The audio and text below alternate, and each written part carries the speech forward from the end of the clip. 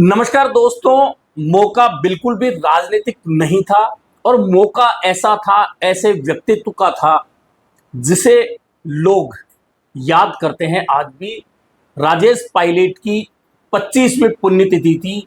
मौका था दौसा के बंडाणा में, जहां हर साल कार्यक्रम होता है, लेकिन इस साल का कार्यक्रम कुछ अलग हटकर था क्योंकि 25वीं पुण्यतिथि थी। तो तमाम नेताओं को बाकायदा व्यक्तिगत रूप से बुलावा भेजा गया था और तमाम लोग आए भी, बड़ी भीड़ भी आई, क्योंकि राजेश पायलट का जो व्यक्तित्व था उस व्यक्तित्व को लोग आज भी याद करते हैं। और असल पहचान वही होती है कि जब व्यक्ति के जाने के बाद उसे याद किया जाए और याद करते वक्त कितने लोग किस रूप में उस व्यक्ति की बात करें।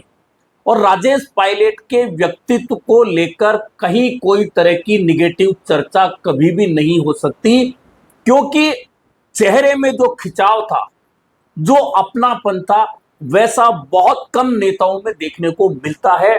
ऐसे में राजेश पायलट की 25वीं पुण्यतिथि के मौके पर प्रोग्राम हुआ दौसा में, जो हमेशा होता है, लेकिन इस बार थोड़ा अलग हटके था क्योंकि इस बार भीड़ भी बुलाई गई और तमाम नेताओं को व्यक्तिगत रूप से बुलाया गया। ऐसे में राजनीतिक प्रोग्राम नहीं कहा जा सकता है, व्यक्तिगत प्रोग्राम हो सकता है, राजेश पायलट समर्थकों का प्रोग्राम हो सकता है। लेकिन जब नेता आते हैं और कई बार जब घटनाक्रम पहले कुछ ऐसे हो चुके होते हैं, उसके बाद में नेता जब आते हैं, एक जगह होते हैं, तो राजनीतिक लोग हैं तो राजनीतिक बातें होंगी, प्रतिक्रिया आएंगी। और निश्चित था कि दौसा से भी वही प्रतिक्रियाएं निकलकर आए और आ रही हैं। दरअसल पहली प्रतिक्रिया तो वहां से आना तय था कि पूर्व मुख्यमंत्री अशोक गहलोत को व्यक्तिगत रूप से निमंत्रण देने सचिन पायलट पहुंचे थे उनके निवास पर।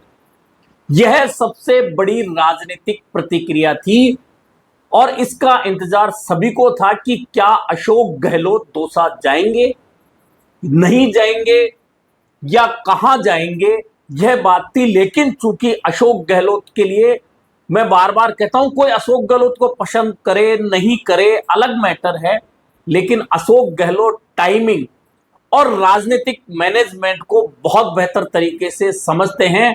ऐसे में अशोक गहलोत जब वहां पहुंचे तो तमाम निगाहें अशोक गहलोत पर टिकना तय था।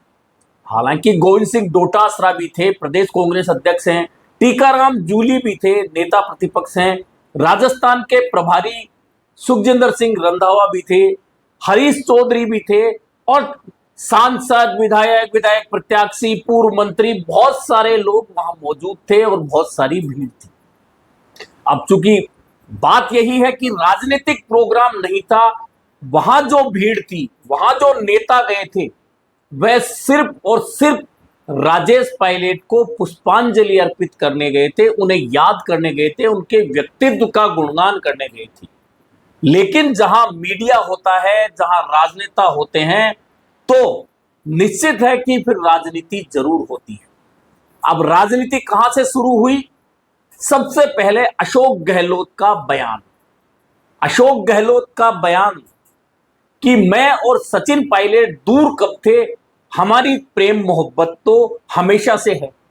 और ये प्रेम मोहब्बत है, ये पूरा राजस्थान देख रहा था, पूरा हिंदुस्तान देख रहा था, कांग्रेस देख रही थी, बीजेपी देख रही थी कि किस तरह जुलाई 2020 में दोनों के बीच में जो प्रेम मोहब्बत थी वो जमकर उमड़ी थी और किस कदर उमड़ी थी, और फिर उन्हें शब्दों में पिरोकर किस तरह से आगे ले जाया गया था। यह तमाम राजस्थान ने, कांग्रेस ने, बीजेपी ने, हिंदुस्तान ने, मीडिया ने, तमाम लोगों ने देखा था। तो अब अशोक गहलोत ने भी कह दिया कि हमारे बीच में तो प्रेम मोहब्बत हमेशा से रही है, यह तो मीडिया है जो कुछ भी दिखा देता है। हाँ, मीडिया दिखा देता है, बोलते आप हैं, दिखाता मीडिया है, इसमें कहां गलत है। लेकिन शब्द आपके जो मुंह में से निकलते हैं, आपकी जबान से निकलते हैं, वह क्या मीडिया देता है?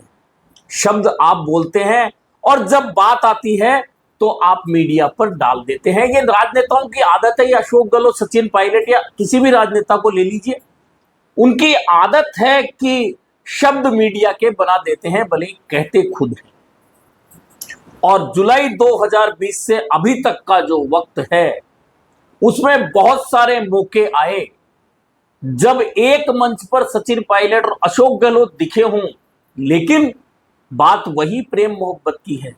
और वैसे अभी प्रेम मोहब्बत दिखाना जरूरी भी है। अभी कौन सा चुनाव है, अभी कौन सा किसी को मुख्यमंत्री बनना है, कौन सा मंत्री बनना है, अभी तो विपक्ष में है कांग्रेस, ऐसे में प्रेम मोहब्बत रहना जरूरी भी है।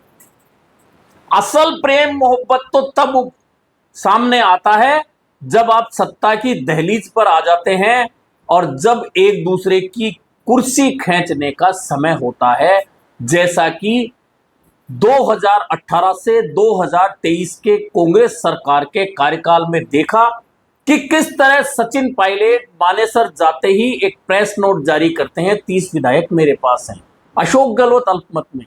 और उसके बाद बाड़ेबंदी के दौरान और उसके बाद भी अशोक गहलोत के बयान आते हैं, नाकारा, निकम्मा और बहुत सारी चीजें कही जाती है। ये तमाम बातें प्रेम मोहब्बती तो है जो अशोक गहलोत और सचिन पायलट के बीच बना हुआ है। अब सचिन पायलट से भी जब मीडिया बात कर रही है तो सचिन पायलट कहते हैं कि पुरानी बातों को भूलकर आगे बढ़ जाना चाहिए। उस वक्त क्या हुआ क्या नहीं हुआ, बात भी सही है।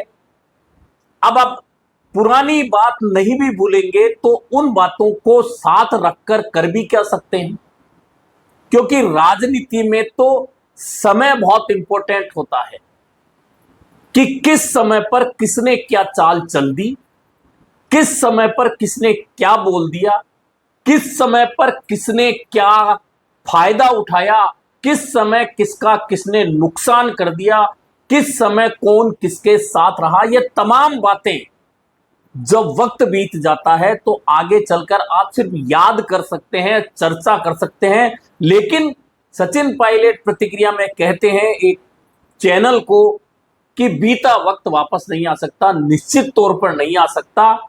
ऐसे में आपको देखना तो आगे ही पड़ेगा, क्योंकि चांस जो बन सकते हैं जिसके भी बनेंगे वह आगे जाकर बनेंगे। लेकिन यह जो कार्यक्रम हुआ जिसमें अशोक गहलोत ने कहा हमारी प्रेम मोहब्बत तो हमेशा से है, और मैं कह रहा हूं कि हां हमेशा से है, और इस समय तो बहुत ज्यादा बन चुकी है, क्योंकि अभी मौका वो है ही नहीं, क्योंकि आप विपक्ष में बैठे हैं। अभी प्रेम मोहब्बत के अलावा आप ये तो कह नहीं सकते कि नहीं मैं इसे पसंद नहीं करता, इसने सरकार गिराने की कोशिश की।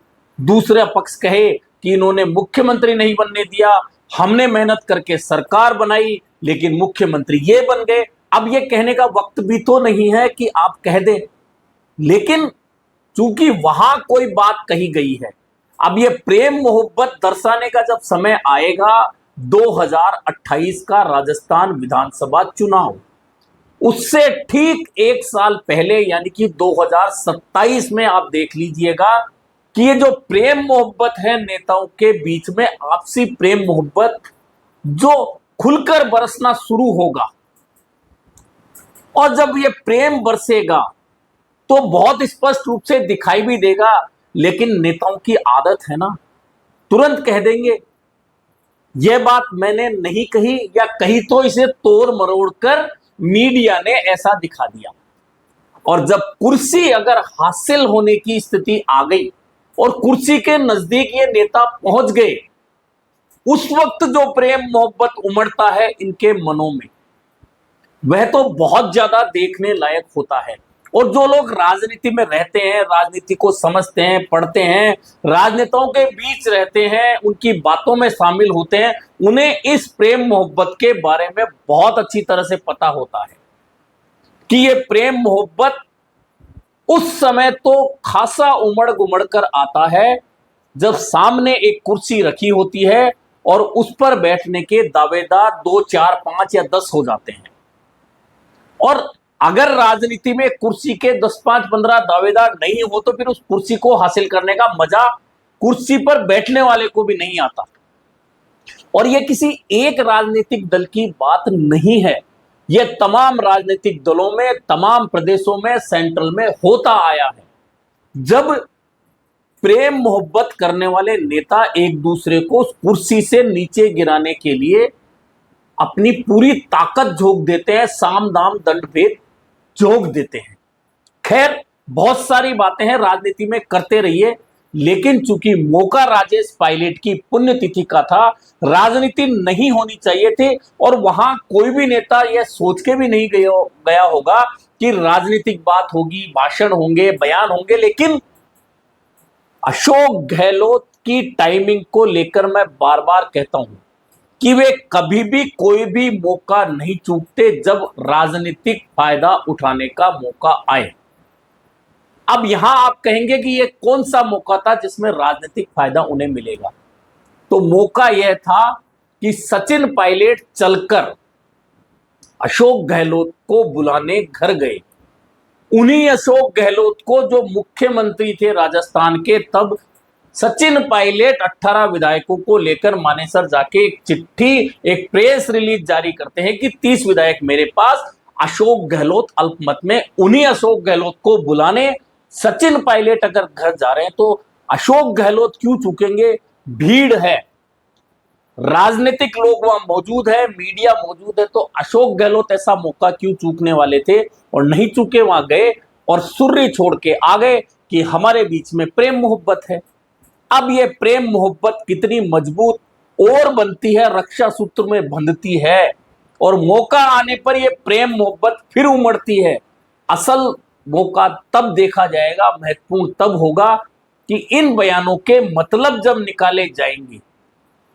हालांकि क्रिया की प्रतिक्रिया कितनी जल्दी होती है, यह आप देख लीजिए कि जैसे ही अशोक गहलोत ने प्रेम मोहब्बत वाली बात कही, अशोक गहलोत के वे पुराने वीडियो जो जुलाई 2020 के हैं, नाकारा निकम्मा, जिनमें सचिन पायलट को कहा गया था, एक इंटरव्यू जो पाली में एक बड़े चैनल को दिया गया था जिसमें कहा था कि उसे कैसे बनाया जा सकता है, वो तो गद्दार है, वे तमाम इंटरव्यू और वीडियो सोशल मीडिया पर तुरंत लोगों ने पोस्ट करना शुरू कर दिया और ऊपर लिख दिया कि हां, सच में आप लोगों में कितनी ज्यादा प्रेम मोहब्बत है कि ये उमड़ गुमड़ कर ये शब्द निकल रहे हैं।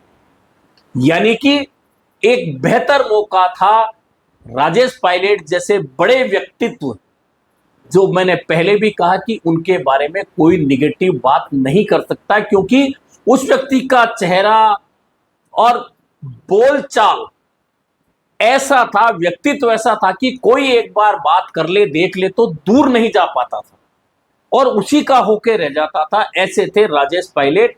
ऐसे मौके पर राजनीतिक लोग इकट्ठा हो जाएं तो निश्चित मानिए कि फिर राजनीति होगी, जरूर होगी। शब्द कम होंगे लेकिन उनके मतलब बहुत ज्यादा होंगे और बहुत दिनों तक निकाले जाते रहेंगे और उनके अर्थ भी खोजे जाते रहेंगे, जैसे कि अब इन शब्दों के अर्थ खोजे जाएंगे कि हमारे में तो बहुत ज्यादा प्रेम मोहब्बत है। और दूसरी तरफ सचिन पायलट कहते हैं कि पुरानी बातें भूलकर हमें आगे बढ़ना है, हर व्यक्ति को विकल्प की तलाश होती है, हम विकल्प बने। अभी के लिए इतना ही, फिर मिलेंगे नए मुद्दे पर चर्चा के साथ।